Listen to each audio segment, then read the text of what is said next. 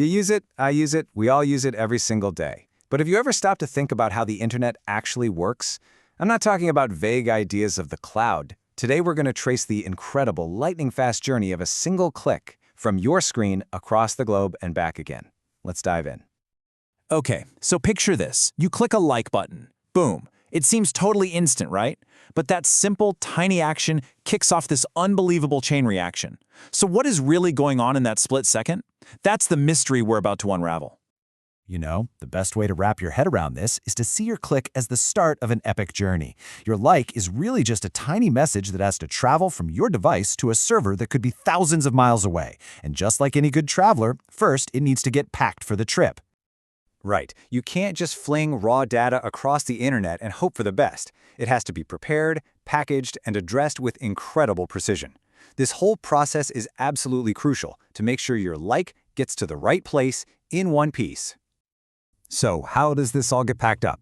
Well, your message gets broken down into smaller pieces and then wrapped in these digital layers of instructions. The technical term for it is encapsulation, and each layer is like adding a new shipping label for a different part of the journey. First things first, your like message gets chopped up into these small, easy-to-handle chunks called packets. Imagine you're trying to mail an entire encyclopedia. You wouldn't stuff it into one massive, crazy heavy box, would you? No, you'd send each volume in its own properly addressed envelope. That's a packet. And each of these little packets gets wrapped in three main layers. The first is the transport layer, which adds a port number. Think of that as the specific department inside the building, like attention, web browser. Then the network layer slaps on the IP address. That's the building's main street address. And finally, the link layer adds the MAC address, which is basically the name of the very next person who's going to handle the package, which is usually your Wi-Fi router. Now, before we send it off, we got to choose a shipping service. You've got two main options, TCP or UDP.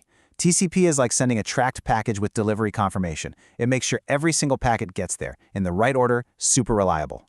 UDP, on the other hand, is like sending a postcard. It's way faster, but there's no guarantee it'll arrive. For a light click, you want that reliability, so we're using TCP. For something like a video call where speed is everything, you'd go with UDP. All right, our packet is packed, it's addressed, and it's ready to go.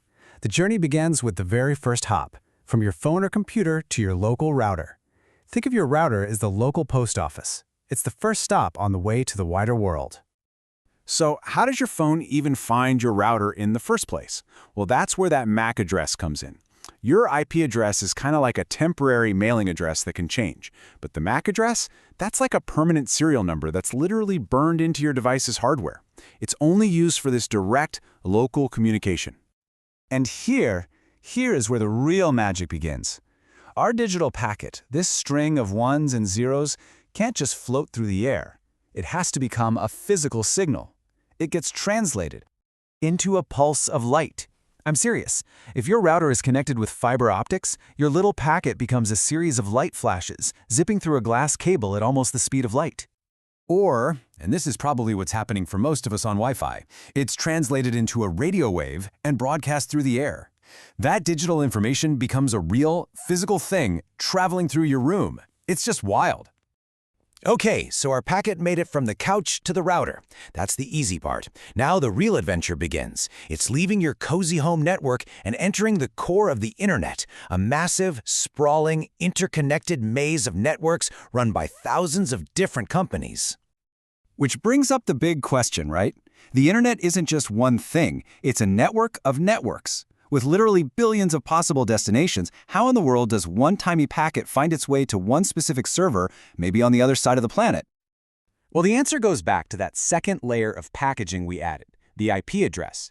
This is the packet's ultimate destination, its global postal code. Every single router on the internet uses this address to figure out which direction to send the packet next, getting it one step closer to home. And the way it does that is with routers. Routers are the traffic cops of the internet.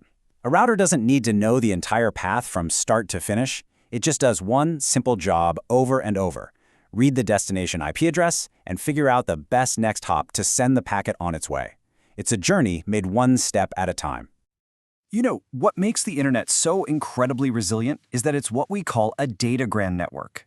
This means every single packet is an independent traveler. If one path gets blocked, say a router fails or a cable gets cut, other packets can just be sent on a different route to get around the problem.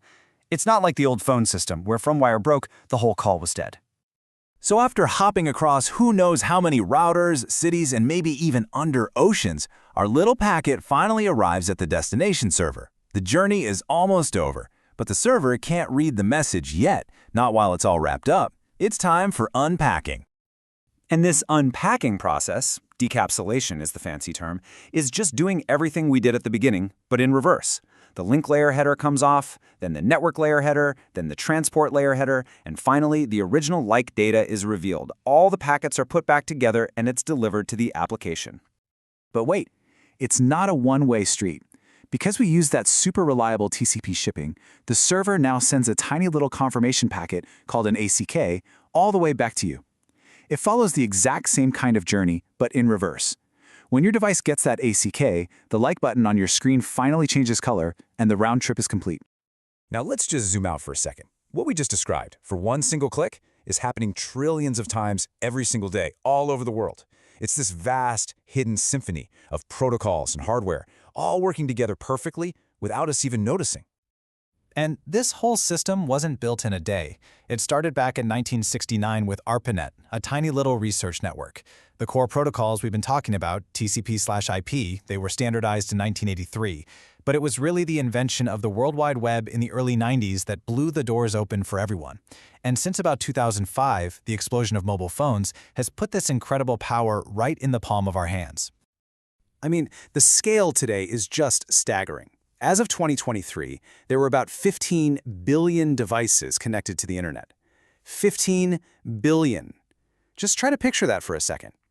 Billions of devices, all sending and receiving these tiny packets, all part of one massive global conversation. So, the next time you click, you post, you stream anything, remember that epic journey, that invisible symphony of packing, routing, and unpacking, all playing out at pretty much the speed of light. It's honestly one of the greatest engineering marvels in human history, and it all happens in the fraction of a second after you click. Thanks for joining me.